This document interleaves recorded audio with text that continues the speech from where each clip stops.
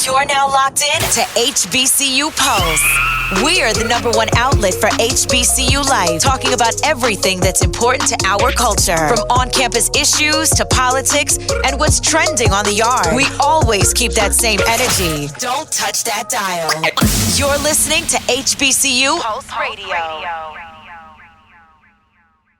You're listening to the HBCU Sports Playbook on HBCU Pulse Radio. What's going on, everybody? This is Randall Barnes, the founder of HBCU Pulse and the host of HBCU Pulse Radio, in the building for another special edition of the show on today. And it's really special because it's homecoming season. We're in the middle of, are we in the middle of October? Time goes by so fast, I guess we theoretically are. It feels like the month's almost over, so listen, bear with me. But it's homecoming. Listen, for this homecoming was last week, and I didn't go. But I'm glad I didn't go because it was a blowout. But, we'll talk about that later on. Arielle, how you doing today? Doing good. It feels good to be back. And it is homecoming season. Got Clark, and then you got Spillhouse, and you got A&T. Everybody's homecoming is coming up. I don't think random people go to homecoming for the games. I will hope not. I'm really there for the tailgates and the good food, but would it be bad to not have a blowout for your homecoming game as well? What I will say, but first of all, the game isn't important because we're going to talk about your birthday real quick. But I would say that the games do matter. The games matter because people want to be called homecoming crashers, and a lot of these in-conference games have really been tough. So if you got an in-conference game on homecoming, that crowd is important because you want your team to go to the championship. You want your team to compete. So if you're playing a real good team like Jackson State is playing at Alabama State's homecoming this week, you want to win. And it's just about the tailgate. Like, you can eat your ribs after the win. All right? So the ribs going to taste better if you beat Jackson State. All right? But, Arielle, it was your birthday last week. So talk us about your birthday. How do you feel? How was your week? Listen, age hits you. Just age. And if the people know, you can't, go out like you used to. You can't drink like you used to. For my birthday, I got books and gift cards. That's how you're getting old. Like, you don't ask for like clothes or like your favorite toy or anything. You get stuff that matters. I got some of my favorite books. I got Starbucks gift cards. I cried over an edible arrangement because I don't see my friends. Like, that's different. That's growth. But it was pretty good, and it was relaxing. After Tuesday, I was out. I didn't work the whole week. So, but I'm happy to be back. I really missed you, and your message was so beautiful. I was brought to tears. I was like, wow, this man really cared about me. It's crazy. It felt really good. I really appreciate it. I was hoping you listen to it because I don't be knowing. I'm like, oh, okay, that's fine. I feel good. I feel gratified. It's going to be a great show.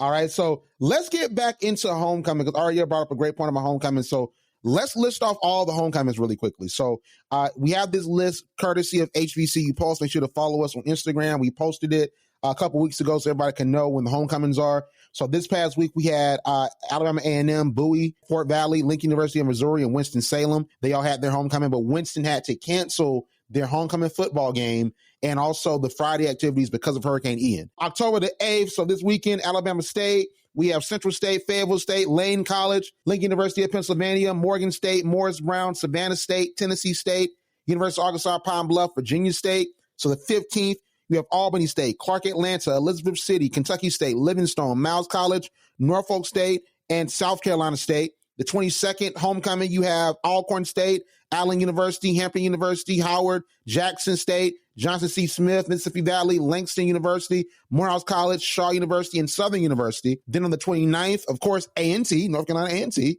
You have Benedict College, you have Delaware State, FAMU, Harris Stowe, Texas Southern, and Prairie View. On the 5th, you have Bethune-Cookman, Edward Waters, Florida Memorial, North Carolina Central, Paul Quinn, Grambling, and Tuskegee. And on the 12th, that ends off homecoming season, you have Fisk, Texas College, Philander Smith, and University of Maryland Eastern Shore. So that's the homecoming lineup, just so you all can know. Make your plans. It's a lot of interesting games. But in the flow of news, let's go on and run through the scores for this past weekend. Campbell, surprisingly, beat North Carolina Central 48-18. And Campbell will be playing Jackson State for their homecoming. Very interesting. South Carolina State loses to South Carolina 50-10. We expected that. Morgan State versus Virginia University of Lynchburg. Like, Morgan State won 44-10. That's expected. Howard got beat by Yale 34-26. Come on. I was hoping that Howard would win for the Black Ivy Leagues. Okay, I was hoping they win for us.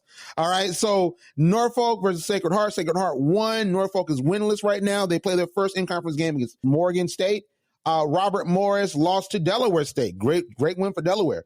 Alabama A&M got back to a winning track, and they won against Bethune-Cookman 35-27. FAMU beat Mississippi Valley decisively 34-7. Alabama State beat Texas Southern 16-13 en route to their homecoming against Jackson State on this weekend. So Southern beat University of Arkansas Pine Bluff 59-3, decimated them. It was bad. And Prairie View beat Grambling 34-14.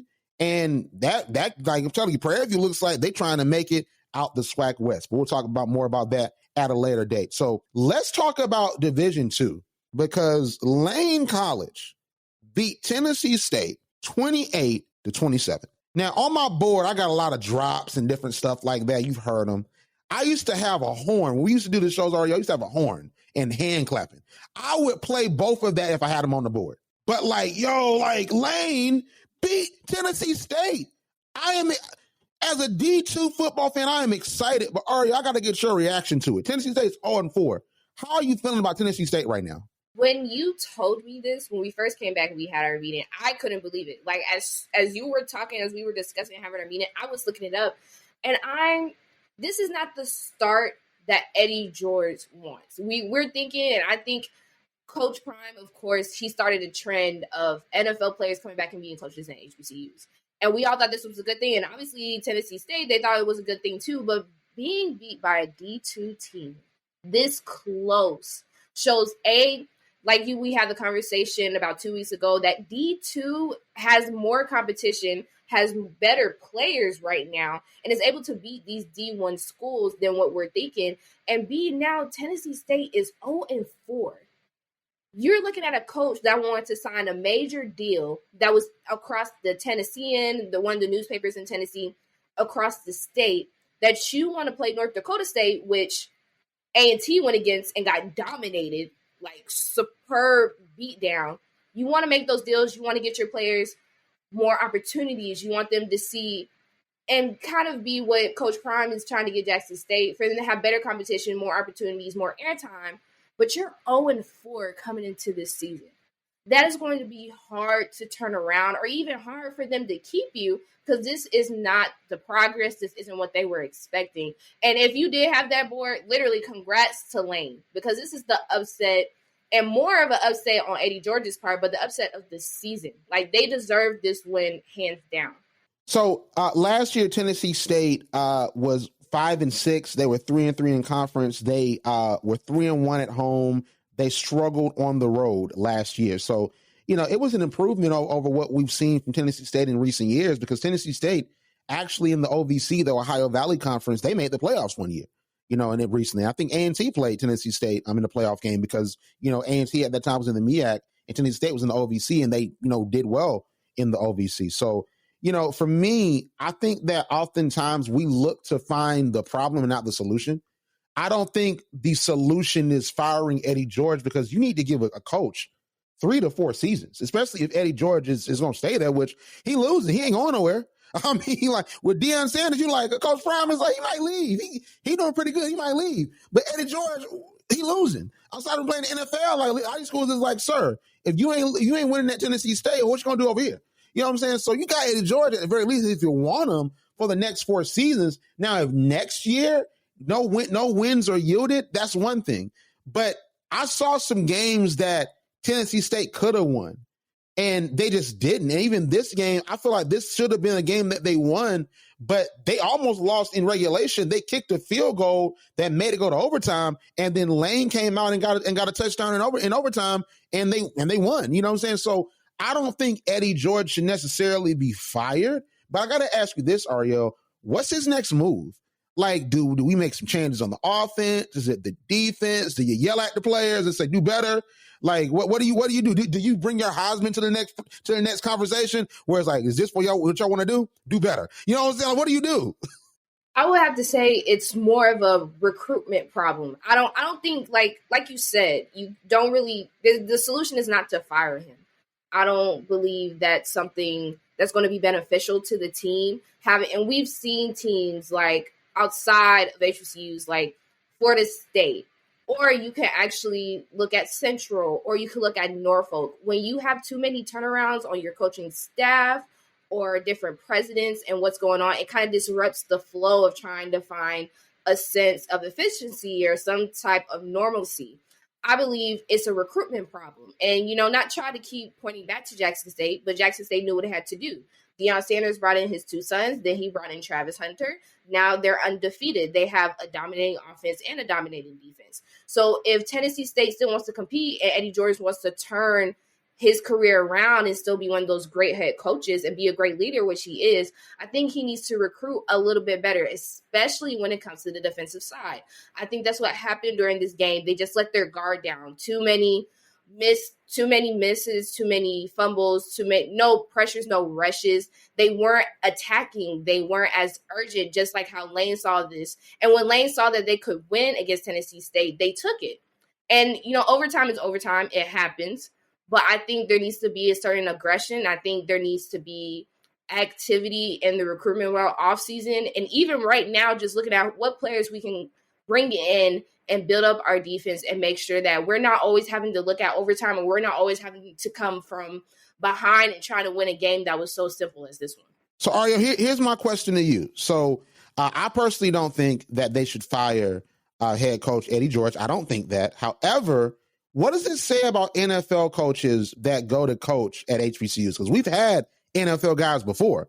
Because you have Eddie Robinson that is at Alabama State. You have Bubba McDowell. They both are NFL guys. Deion Sanders is doing well. Like, you've had NFL guys that have been coaches. So it's like you've seen success, but you've also seen folks, that haven't done well, like Tyrone Wheatley that at Morgan State. He never had really a winning program. And he was there even before Deion Sanders got down there. So we've seen NFL players and even NFL greats in recent history that have come to coach at HBCUs. Now, I don't know if they have the profile and sort of the standing that Deion Sanders has in football as a GOAT and as a great, but we've seen NFL coaches come in and make it happen. Hugh Jackson was a literal NFL coach, and he's coaching at Grambling, and they've not been all that successful this season.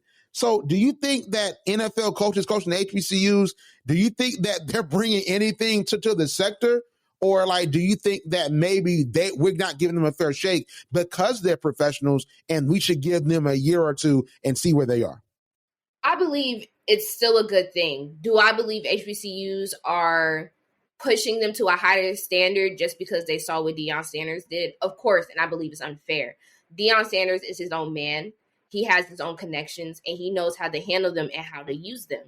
I believe what HBCUs are doing to hire NFL coaches are great just because of the exposure, just bring it. And it's always good to see somebody make it. Like when we have our guest speakers or those spotlights that come to HBCUs and some of that do come to HBCUs, come from HBCUs, it's always good to see that, always good to bring talent and see that dreams are accomplished. So I get it from that point, and I hope they don't stop. Like, it's exposure, it's getting on ESPN, it's getting those deals, it's getting those advertisements. That's great. But I do believe they're holding them to a high standard, like how Deion Sanders is. Deion Sanders is his own man. He has his own connections. He is able to do what he needs to do to make his team great. Like Eddie George and all these other HBCU coaches that are coming from the NFL, it's going to take time, and everybody's coaching style is different. Like, this is his first year, as we stated.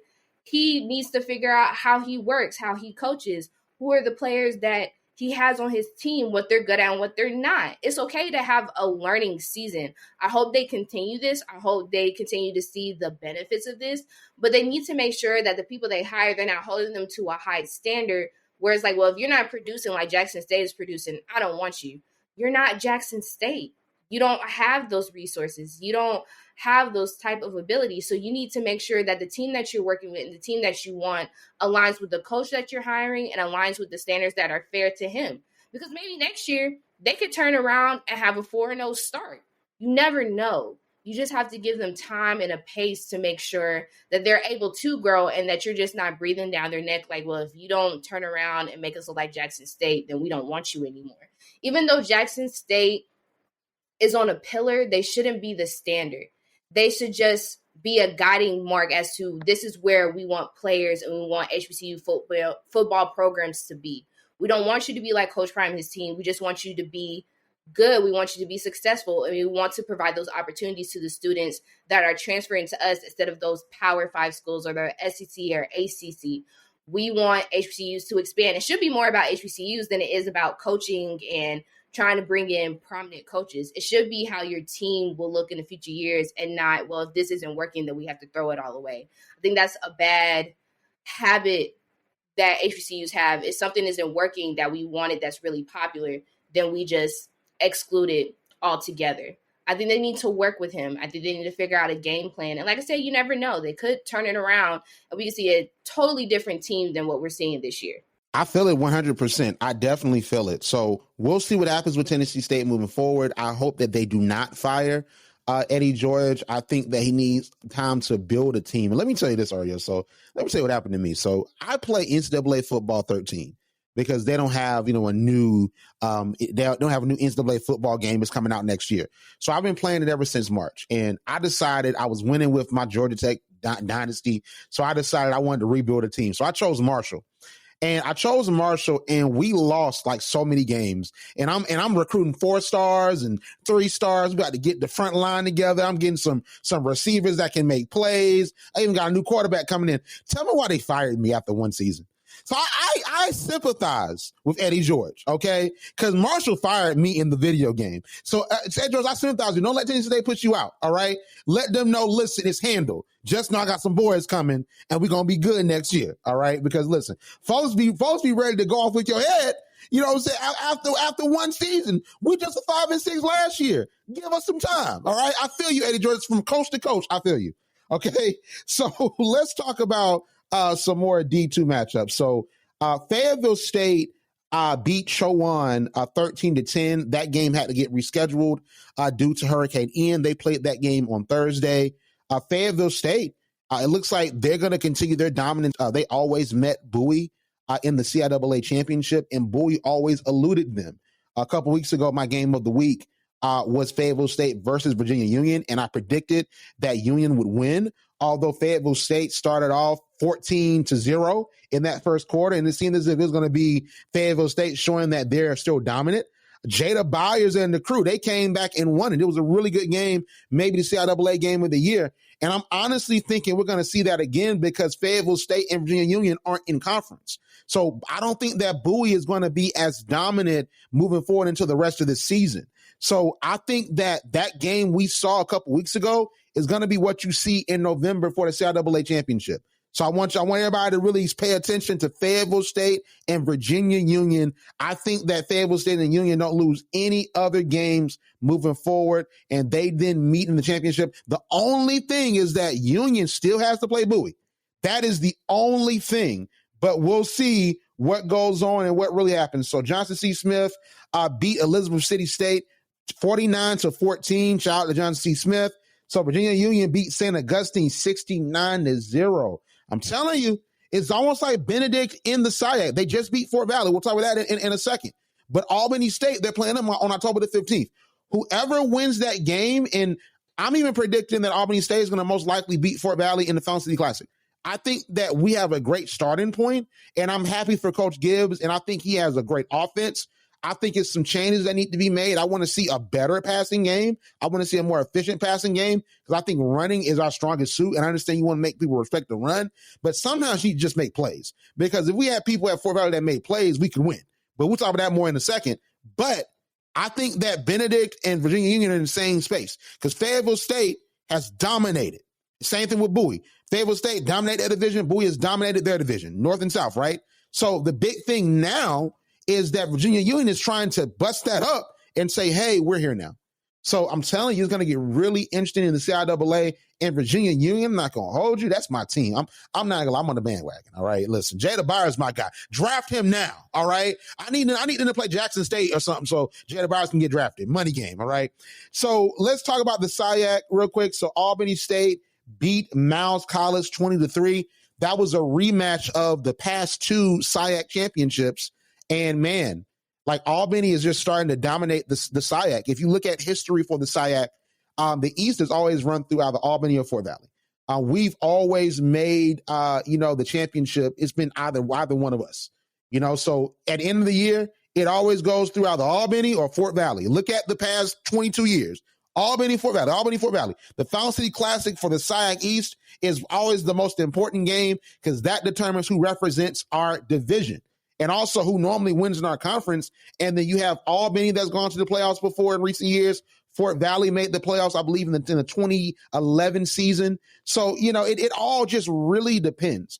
But now Albany is really staking a claim that they are the premier team in the SIAC. But it's almost, because I watch wrestling now. So it's almost like a wrestling story where you want to build a contender. And now Benedict is that contender. And guess who Benedict is playing this weekend on HBCU League Pass, as far as I know? They're playing Miles College. So what if Benedict goes out and they beat the reigning two-time SIAC West champions? Imagine what can happen. So then it sets up for the matchup, the main event, the game of the year, which is Albany State versus Benedict College on October the 15th.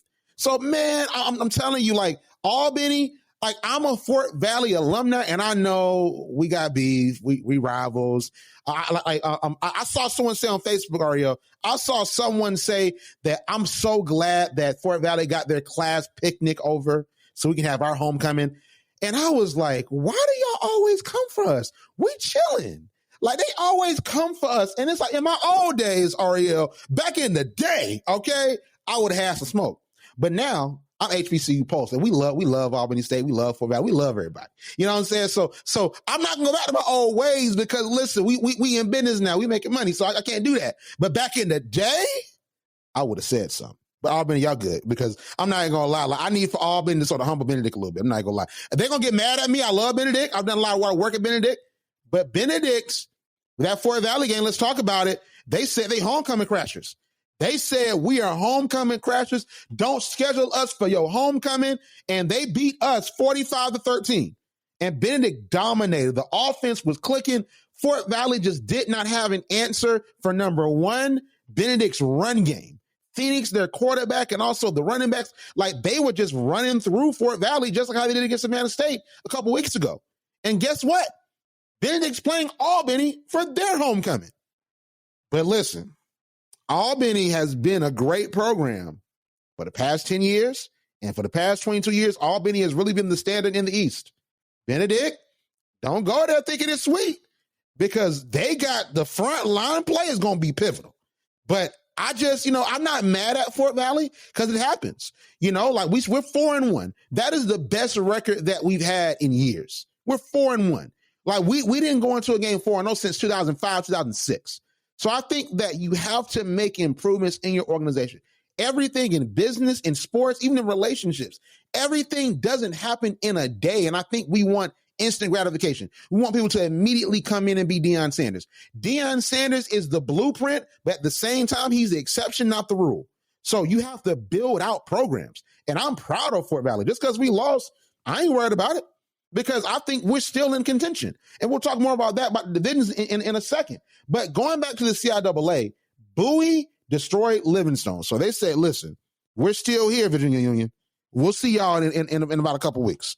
So Bowie, we'll see. Bowie started off rough, and then they lost a very interesting game against Shaw, where it came down, to a last second type of play. So we're going to see what happens with Bowie, but I'm very excited for the Bowie versus Union game. I will definitely be making sure that's on my TV. All right. So let's talk about these last two games that got delayed, Arielle, because of the fact that Hurricane Ian came through, and of course, Edward Waters, Morehouse, Savannah State, Kentucky State, they wanted to make sure the fans were safe and also the student athletes were safe. So I looked at these scores, Arielle, and I know I talked to you before we did this podcast, and I'm like, are these scores wrong? And I said that because I wasn't doubting Arielle. I'm just like, Edward Waters beat Morehouse 49-20? Listen, Morehouse is not Atlanta. All right, I'm ready. We're going to do the second remix. Listen, Latonia is not Atlanta. Morehouse is not Atlanta. Like, because listen, not y'all undefeated. Come on, man. I've been boosting up Morehouse this whole entire year. I picked Morehouse to beat Howard. And y'all lost to Edward Waters, and shout out to Edward Waters. Listen, Edward Waters, I rock with Edward Waters. They had their first game on HBCU League Pass against Florida Memorial. One of the games of the year, and Florida Memorial won, but Edward Waters had a claim. They had a stake in it. But you telling me that Morehouse, who has had good teams, they beat down Fort Valley last year. Y'all supposed to be Benedict. They supposed to be Benedict. And you telling me you lost to Edward Waters, they new to the conference? Man, y'all not Atlanta till further notice. Y'all better have a good homecoming. Listen, y'all better book Drake because listen, like I'm telling you, y'all better do something because I'm disappointed in Morehouse. I am disappointed. I'm going to tell Samuel Jackson and Spike Lee, listen, we going to show up and just lecture y'all. All right. I'm not playing with Morehouse today. All right. But Savannah State loses to Kentucky State. And here's the thing about Morehouse versus Edward Waters. Edward Waters is in the division with Morehouse. So that loss stings more, and that means that basically Morehouse, for the most part, is out of contention for the SIAC championship because Benedict's going to keep winning, Fort Valley's going to win games, and then, you have Albany State that's going to dominate. Now, Savannah State lost to a Western Division opponent in Kentucky State.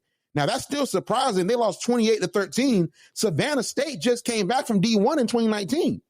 They're supposed to be contending. They're supposed to be saying, hey, we're off probation. We're back in D2. We're going to run the SIAC. It's us versus Albany. But y'all lost to Benedict in conference. Then lose to Kentucky State. I'm starting to believe that in a couple of weeks, and hopefully I'll be at the game versus Fort Valley. I think Fort Valley's going to beat y'all. I think Albany's going to beat y'all. What's going on in Savannah? So, man, it's getting interesting in the SIAC because I just don't know where Savannah State is. Like, they're not the same Savannah State that I saw with my own eyes when they played Albany State and they destroyed Albany State back in 2019 when I was a senior. And then they destroyed Fort Valley. And they were saying, listen, if we weren't on probation, we're the SIAC champions. And I was saying, let's set it up. Miles College versus Savannah State. Let's make that a regular season game. Let's make sure that the two standards, so you have Savannah State come from D1 and Miles College that's dominated in the SIAC and they've been the champions. Let's set it up. Let's see a regular season matchup. It didn't happen. Now Miles is struggling and now Savannah State's struggling. It's interesting. It's really interesting in the SIAC East. And that's all I'm going to say about it. We're going to see what happens, and we're going to talk about my game of the week later on. But, Arielle, this is a great segue into a conversation that I heard as I was watching the Fort Valley Benedict game. Dr. Anthony Holloman. Dr. Holloman worked at Fort Valley for the past few years. He is now the commissioner of the SIAC. So first and foremost, from a former student of his, congratulations to Dr. Holloman. We did a lot of work. He did a lot of amazing things for me. I worked in athletics when I was at Fort Valley, and he really was there for me in a lot of different facets. He did a lot of great things for Fort Valley as far as fundraising and leadership. So first and foremost, thank you to Dr. Holloman, and congratulations to him on behalf of me and also HBCU Pulse. But he said something interesting in this interview with James Verrett about changing up the schedule next year and possibly eliminating divisions in the SIAC. I want you to take a listen. A lot of people who are fans at home watching, they're trying to find out what is next for the SIAC as far as expansion. You have a lot of people there that are looking at other schools that are trying to bring football in that are in your footprint. Is that something that you're looking at? Absolutely. I think one of the things that we want to do is be strategic, look at the value proposition of the teams in the schools that we may look at for admission, and being smart. We're going to be deliberate in making a decision. We're looking at changing our schedule format for this upcoming season 23 to maybe not have East and West, but one division, play 8 conference games, putting ourselves in a position so our teams will be prepared for postseason play. So that was his comments on the ESPN Plus broadcast with James Verrett. Tyrone Poole also was a commentator on that game. Great presentation. So I said this after hearing those comments on Twitter, Arielle. I said, listen to Dr. Holloman speak with James Verrett on ESPN Plus, and I don't like the idea of eliminating divisions in the SIAC. Do I like the idea of more conference games? He said 8, sure. Is the West sort of weak right now? Yes, but I just don't know. Then I said it would allow more teams to enter the D2 playoffs. Albany only made it last year, and Savannah State had a great claim too on last year. But interdivisional matchups give games such as FSU versus Benedict higher stakes. You're never really out the championship hunt. And this is what an alumni said, Arielle. I want to read this before I toss it to you. This alumni, he went to Fort Valley, graduated in 2001. His at name is Southern Georgia, SUTHERNGEORGIAN, Southern Georgian. And he said, no, division should be removed and never brought to light again. The one thing I always admired when I was matriculating at FESU is that every team played each other and a true champion is made. That's what made the games against Mother Tuskegee and the Golden Goats special. Talking about Albany State, so he said the Golden Goats, the Golden Rams. So I said, interesting. So the SIAC has done this before because I didn't know. He said, yes, when I was in school in the late 90s, we played everyone. The old commissioner and the AD started messing with the schedule and threw everything off. That's when Morris Brown was in the conference. We would play all 3 AUC schools, Savannah, Lane, Kentucky State, Tuskegee, and the Goats. That's talking about Albany State. So Arielle, I want to toss it over to you. So what do you think about this conversation? Because we see that the MEAC, because they have 6 football schools, they don't have a division anymore. So they just play, basically each other, and then they determine the champion from that way, and they don't have a championship anymore. But of course, in the SWAC, you see the SWAC East and the SWAC West. Jackson State is in the SWAC East, along with FAMU. And you have Alabama A&M and Alabama State. So, of course, that always gets crazy. Then you have Alcorn that moved from the East to the West in the SWAC. And now they're in the same division with Prairie View, Grambling, Southern, Texas Southern. So now you have a bunch of interesting matchups that are in conference that now are interesting, and they play the SWAC championship. Then that SWAC champion goes on to play the MEAC champion in the Celebration Bowl. So we see both sides. We see one side in D1 that doesn't have divisions anymore in the MEAC, and one that does with the SWAC. So in general, how do you feel about this discussion and about divisions in football? Well, my first thing would be I agree to a certain extent. And if you look at it from, I guess, the MEAC perspective, with A&T leaving and trying to find more competition and just becoming a better program, and Hampton also in the Big South and they leaving their conference, it's more of thinking how to, where I might think he's coming from is how to maintain and how to keep those HBCUs playing against each other, but also keep them in conference. So if we split divisions, we're like, maybe we let them play each other. We won't have an East or West or North or South, but we'll let them play each other. Maybe it builds more competition. Maybe it builds more excellence within the programs. And when those programs can prove that they're really good or that they're better and that they can play against each other, and we can actually symbolize a champion or get these players playing on an elite level, maybe we can go back into splitting the divisions. But right now, if that was his point, trying to keep HBCUs together and provide more competition and make them stronger and better, I get it, because a lot of HBCUs leave because either they're not playing each other or they left that caliber to where, why do I keep playing them and I'm better than them and I'm growing more, I'm doing better. Now, it's also kind of bad in your aspect and how you were explaining it to me, where maybe it doesn't give like the dominance that you want. You don't get to see the best of which team from either side, West or East or South or North, to play against each other. That kind of gets rid of, well, who's really better? You're kind of just crowning somebody just to crown somebody, or they keep repeating and playing each other. To me, it's a real iffy toss of the conversation. You see the pros of it, and I would like more in-conference play. I would like more HBCUs playing against each other, because it just seems like for the past 2 years, it's been white schools and money games, and it's just like, what is the point of even playing? Like, I would love to see in-conference competition, but at the same time, it's like, if I'm just giving you, like how we were discussing, if A&T wins the Big South, because technically they're still 1-0 in their conference, and they win, but their record is like 2 or something, it feels like I'm just giving it to them. I want to make sure that if I separate or get rid of the rule that there will be no divisions, that I'm actually crowning a true winner. So it's this business, we're just not trying to give the trophy away, but also we're trying to put in conference plays.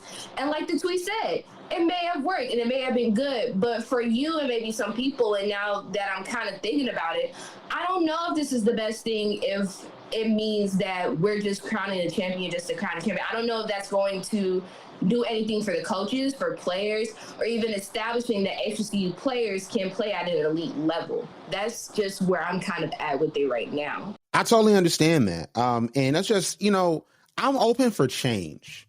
That's one thing that I told myself in my life that I want to be open to, because I think that, folks of a certain age group, and you know what I'm talking about, folks from a certain age group think a certain way, and they just won't change.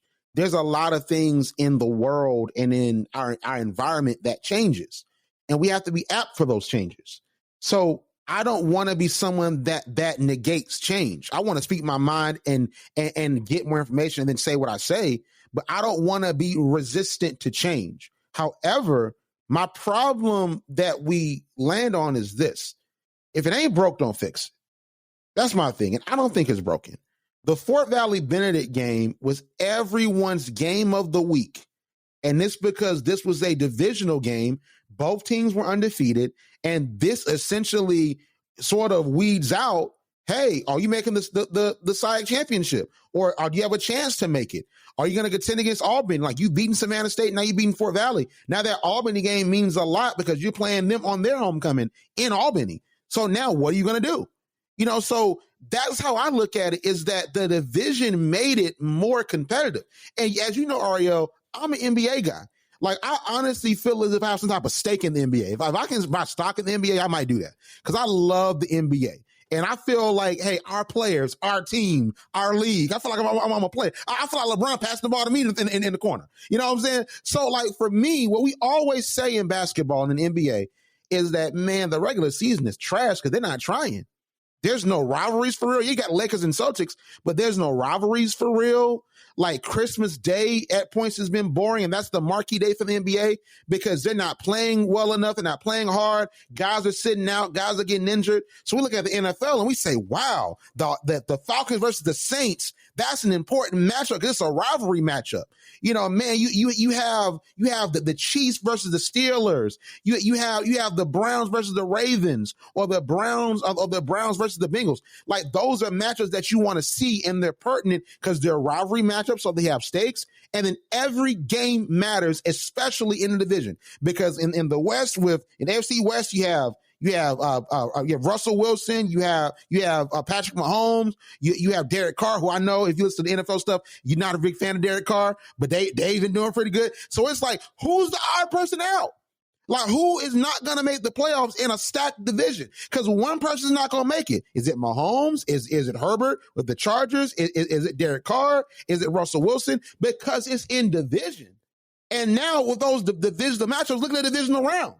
Now you have the Chiefs and you have the Bills playing, and then that game was insane. That was the best football game I've ever seen because now there's stakes. One game to win it, now go do it. But in the NBA, there's not that because it's 7 games, and then you don't see that intensity until the playoffs. So the regular season games are like, what am I watching them for? So I think that divisions is what we're always saying in NBA. Divisions is sort of what gives it that, because if Fort Valley lost their first 4 games and they all were games that were out of conference, out of division, if Fort Valley goes and wins every game in the East, they make the championship. They might not make the playoffs. I don't really care about that. I just want to see my team win in conference, almost like Norfolk. Norfolk is currently, they're 0-5. So they've lost all of they lost to Hampton. So Hampton is in the Big South, but they're at HBCU. Hampton's in the CIAA, so they're at HBCU, but at the same time, they're out of the MEAC. So Norfolk plays Morgan State. If Norfolk beats Morgan State, let's say Norfolk beats South Carolina State. They're going to beat Howard. Let's be honest. They're going to beat Howard. So let's say they beat North Carolina Central. Now they're going to the Celebration Bowl. They started 0-5. Now what? You know what I'm saying? Because it's like basically the conference games are what matters. So now what? Now, are we going to fire Dawson Adams? No. Give him a raise. Give him an additional contract. Because in your second year, you made the Celebration Bowl. So like that's the thing with college football I don't understand. Because we had a conversation about this last year. And I think I was speaking sort of ignorantly because I was sort of new to the understanding of the bigger picture of college football outside of the field, where I asked you, hey, why don't Jackson State play Alabama A&M twice? Almost like in football. Like, you know, the Falcons gonna play the Buccaneers twice. You know what I'm saying? You have different teams in division. You play them twice. So why don't, Alabama A&M play Jackson State twice? And what I realized is that you want to measure your program against better schools. And those are opportunities to get your players drafted. So when South Carolina State plays South Carolina, Buddy Pugh and South Carolina State are trying to get the NFL to draft another Darius Leonard, another Jacoby Durant. Now I understand. I don't necessarily like it, because it's like at the end of the day, you have Joshua Williams out of Fayetteville State. He got drafted without that. But I understand it. You know what I'm saying? So that's sort of where I lie within it, is that divisions make it more interesting. And even though Fort Valley and Benedict aren't playing twice, that one game mattered. And that one game on the road to the SIAC championship is going to mean a lot, because now the ball is in Benedict's court and the ball is now in Albany's court, or their field, if you will. Well, my first thing would be, I agree to a certain extent. And if you look at it from, I guess, the MEAC perspective, with A&T leaving and trying to find more competition and just becoming a better program, and Hampton also in the Big South and they leaving their conference, it's more of thinking how to, where I might think he's coming from is how to maintain and how to keep those HBCUs playing against each other, but also keep them in conference. So if we split divisions, we're like, maybe we let them play each other. We won't have an east or west or north or south, but we'll let them play each other. Maybe it builds more competition. Maybe it builds more excellence within the programs. And when those programs can prove that they're really good or that they're better and that they can play against each other, and we can actually symbolize a champion or get these players playing on an elite level, maybe we can go back into splitting the divisions. But right now, if that was his point, trying to keep HBCUs together and provide more competition and make them stronger and better, I get it, because a lot of HBCUs leave because either they're not playing each other or they left that caliber to where, why do I keep playing them and I'm better than them and I'm growing more, I'm doing better.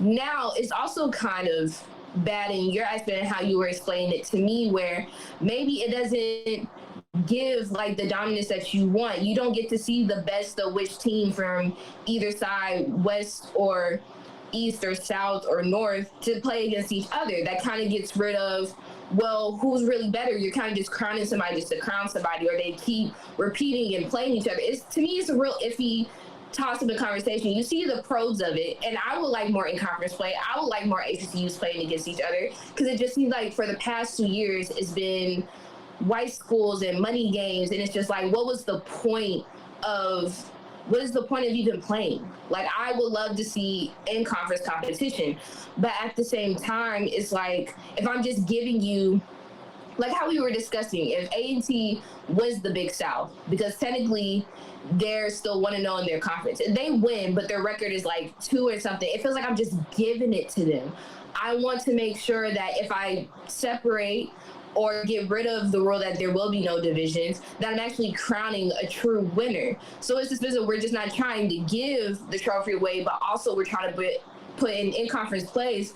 And like the tweet said, it may have worked and it may have been good, but for you and maybe some people, and now that I'm kind of thinking about it, I don't know if this is the best thing if it means that we're just crowning a champion just to crown a champion. I don't know if that's going to do anything for the coaches, for players, or even establishing that HBCU players can play at an elite level. That's just where I'm kind of at with it right now. So yeah, like I will see what happens, and I mean, if it's a year and we see what happens, I won't be upset. I think it's some interesting matchups, and like I said, the West is sort of weak right now, and I'm not saying it to disrespect any of those schools, but Lane College to me appears to be the school that's going to win in that division. Now we'll see what Miles College does when they play their schools in division. We'll see Kentucky State, just beat Savannah State, and Kentucky State, who played Fort Valley in 2016. So maybe, Kentucky State will stake a claim, but we'll see what happens. But I trust Dr. Holloman. I believe that Dr. Holloman is capable of this job. He's competent. He was the AD at Tuskegee. He served as our interim AD at Fort Valley after Dr. Pope left. And he is always great at fundraising. And I think he's a great mind when it comes to academics and business. So I think that he is very capable, so I believe that if he believes that this is the right way to do it, we'll see. You know what I'm saying? But all I want to know is that I want to see the stability of the SIAC, and I want to see us grow, and I get the playoffs aspect, because that can also get you drafted as well. And maybe it could be a team like Albany State or Bowie or Union that makes it to the Division II playoffs. But I just think to a point, and I'll just say this and we'll move on, like, why are we putting ourselves in a situation to lose? Because I just think that we are years away from having teams that can consistently in D2 compete with Valdosta.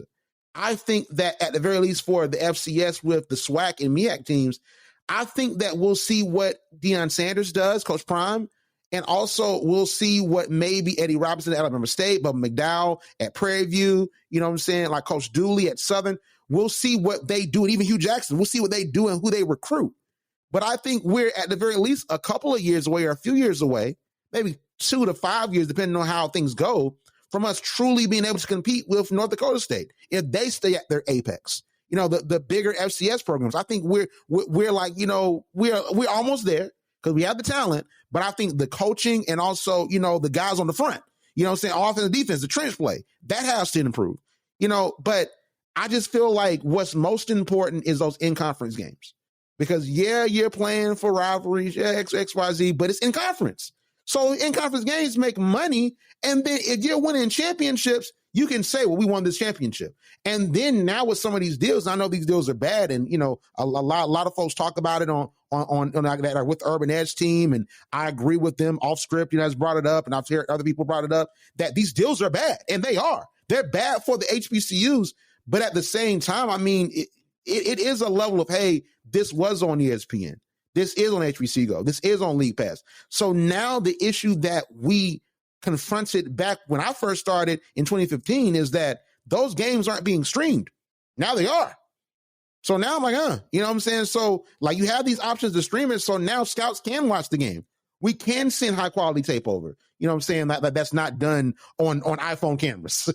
You know what I'm saying? So like, you know, shout out to Urban Edge, like listen, Urban Edge lit. You know what I'm saying? We got like League Pass got cameras, you know what I'm saying? We got a good broadcast. You know what I'm saying? So, and I want to say this too, that from what I'm understanding, because things can change, but the Benedict and Morehouse College game will be on HBCU League Pass. So transitioning into our games of the week, I want to start by just saying that that's my game of the week. So my game of the week is Benedict versus Morehouse College for D2. That game is going to be on HBCU League Pass. Please support. League Pass is doing some amazing things. That game, I really think, Arielle, that's going to come down to, you know, really if Morehouse College, before they start their divisional play at the end of the season, like how do they want this season to be defined? Because they have dominated, along with Albany State, the SIAC. You know, they made the playoffs before. So the big thing for me is how do you want this season to be defined? You know, like that's the one thing that I think Morehouse College needs to really bring up. And also another thing as well that I think is that Benedict, are they going to get too cocky? Because they were talking after that Fort Valley game. They were calling themselves the homecoming crashers. You know, so do you want to go into this Albany game with a win? Because this Morehouse College game will not count towards if you make the SIAC championship. You want to be undefeated. You want to rank in the polls. But at the same time, with this Morehouse College game is out of division.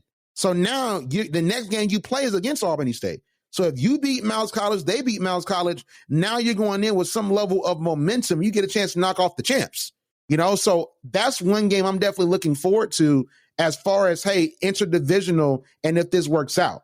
So my D1 game of the week, it was a lot of really interesting games that I could have chosen. I know Jackson State and Alabama State are playing, and it's a lot of like wrestling style WWE talk that's going on. It's like promos that Deion Sanders is cutting.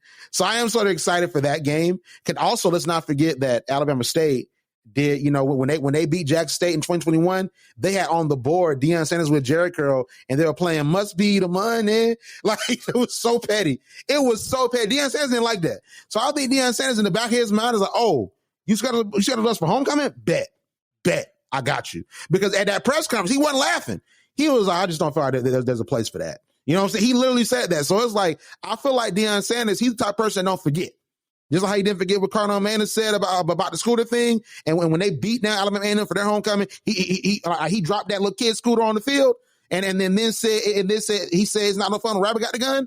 I think that Deion Sanders in the back of his mind, he got that in his mind. But that's not my game of the week. My game of the week is in the MEAC. It's going to be Morgan versus Norfolk, because I want to see if now that we have, you know, these FBS and better FCS schools in the rear view for Norfolk, I want to see what Coach Dawson Odoms does. It's his second year. He was in the hunt with North Carolina Central as well as with South Carolina State, he and his team, to go to the Celebration Bowl. And before he left the SWAC, he beat Deion Sanders in Jackson State. You know what I'm saying? So, like, Coach Dawson Moses is a great coach. He did a lot of great things at Southern. I just think it takes a little bit longer to build out a program. And I want to see what he does against Morgan State, who has Bowie's former coach and Damon Wilson. And Damon Wilson used to dominate at Bowie. You know what I'm saying? So, like, he wants to continue that level of dominance on a D1 level now that he has more scholarships to offer, more resources to give. So now they're starting MEAC play. And I think that Morgan wants to make a statement, not next year, this year. And they very well could. They want to make the Celebration Bowl this year. They want to challenge North Carolina Central this year. They want to challenge South Carolina State this year. So this is the start of them putting themselves in the conversation. And Damon Wilson has recruited well, and he has a great team. So I'm really interested in the coach's side of things, because what does this mean for Damon Wilson if he were to lose this game? Does it mean that, hey, we have to get better slightly? Do we have some changes we need to make? And also for Coach Odoms, are we going to start seeing the calls for him to be fired? And if we do, I just don't think it's time, because look at the schedule you put him on. You put him on path to lose. And I always go back to video games, but you know, I play these video games, or I play NBA 2K. And when you play My NBA or you play GM mode, you have morale. So essentially, if you don't play a player enough, their morale is low, especially if they're a good player. Like if I have like Kawhi Leonard and I have LeBron James and I'm playing LeBron over Kawhi, he's on the bench. He's like, I'm a star player. So his morale is going to be low in the game. And when the morale is low, they play worse. Their rating goes down if they're not feeling good. That's like real life. So you're starting off 0-5 playing against teams that were better than Norfolk at this point, Marshall and other FBS programs. The morale is low. So now as you start conference play, where do you find that motivation?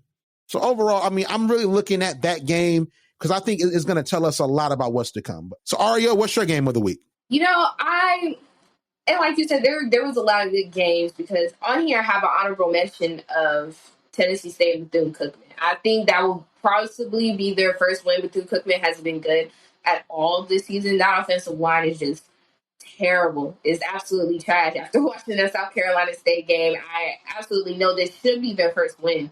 But that's not the game I'm looking at. I'm looking at Alabama A&M and Grambling. And it's funny because I was just thinking over a year ago, we were, or I don't know, maybe it was just me. I was a big Alabama A&M fan. They did really well. They had a really great quarterback in Quill Glass. They had a really good front. And now it just seems like they've been struggling just a little bit to find their footing, just to find what works for their team, especially that offense. It's kind of hard to replace your quarterback and some of the other players that have gone on from this year. But this may be a game to really watch. Grambling has been struggling a little bit this season as well, but I don't think they're done. I think they have something left to prove. I want to say this is going to be a very, very close game. But if I had to pick, just out of curiosity, I wouldn't mind seeing Grambling pull out with the win here. I want to also comment on South Carolina State versus FAMU. As we know, FAMU beat down South Carolina State. And FAMU said, listen, if we were in that Celebration Bowl, not Jackson State, it would have been a different story. Now it's time for you to write the second part of that story, because you're going to blow them out this time. Because South Carolina State, they want to get some wins. They lost to North Carolina A&T. So you're going to blow them out this time? Are you going to start to stake your claim and say, hey, we're back? And could this possibly be? I mean, I don't think FAMU, if Jackson State loses a couple games and maybe Southern might get them, maybe, they have some losses that they have in division, and FAMU is right there again. They could meet in the Celebration Bowl. It's still early. We don't know, because we assume Jackson State might win out into the SWAC championship, but you never know. You know what I mean? So we'll see what happens with this game. I'm very interested to see what occurs in this specific game and if FAMU can get their footing. But South Carolina State playing FAMU as sort of a measuring stick of programs before they start, their defense in the MEAC officially. I think that's going to be a really good game, but I just don't know, because FAMU blew them out last year. That's why I won my game of the week, and Arielle helped me out with that. That's why it's not my game of the week, because FAMU blew them off the field. Just being honest. And I watched that game, and it wasn't fun. But let's talk about the games that are going on this weekend. It is homecoming for a lot of different schools. So let me give you the whole entire rundown and schedule. So Alabama A&M, of course, is playing Grambling. You have Central State playing Fort Valley for their homecoming. Johnson C. Smith is playing Shaw. Livingstone is playing Winston-Salem. Morgan State's playing Norfolk State, as we discussed. Lincoln University of Pennsylvania is playing Chowan. West Virginia State is playing West Virginia Wesleyan. Virginia Union is playing Elizabeth City. Alabama State is playing Jackson State for their homecoming. And also Lincoln versus Chowan is Lincoln University of Pennsylvania's homecoming. So University of Arkansas Pine Bluff is playing Texas Southern for their homecoming. Lane is playing Kentucky State. Missouri Southern is playing Lincoln University of Missouri. Benedict is playing Miles. Fayetteville State is playing St. Augustine's. Hampton is playing Maine. South Carolina State is playing FAMU. Savannah State is playing Virginia University of Lynchburg. Virginia State is playing Bowie. Prairie View is playing Southern. Tennessee State is playing Bethune-Cookman. Mississippi Valley State is playing Alcorn. Allen is playing Clark Atlanta. Edward Waters is playing Albany State. Morehouse is playing Tuskegee. Warner is playing Florida Memorial. Ottawa is playing Texas College. And Fort Lauderdale is playing Bluefield State. So that is your lineup for this weekend as we head into homecoming season. It's going to be lit. So, Arielle, where can we find you on social media? You can find me on Twitter at @AskRiri__, or you can visit me at www.theunaskopinion.weebly.com. I love it. So you can follow HBCU Pulse, of course, on Instagram at HBCU Pulse, on Twitter and TikTok at the HBCU Pulse. And if you're not listening on HBCU League Pass, make sure to subscribe to us on YouTube. 16,000 and counting. It's lit. But if you're on YouTube or the podcast feed and you're listening from there, make sure to check out the HBCU Pulse channel on HBCU League Pass Plus, channel 201. And also Miles College is playing Benedict. It's going to be on HBCU League Pass unless ESPN gets the game. Because ESPN does get some of these key matchups. So Benedict's a hot team. ESPN might get that game. But as of right now, from what I'm hearing, it's going to be on HBCU League Pass. All right. So also make sure to download us and listen to us on our podcast feed, on Apple Podcasts, on iHeartRadio, on Spotify, wherever you get your podcast. Check us out. All right. But thank you so much for tuning in. And as always, we'll see you on the other side. Like what you hear? Yeah. Subscribe to HBCU Pulse Radio on Apple Podcasts, Spotify, or wherever you get your podcasts. Also, head to HBCUPulse.com to stay up to date on what's going on in the HBCU community. Thank you for listening to HBCU Pulse Radio.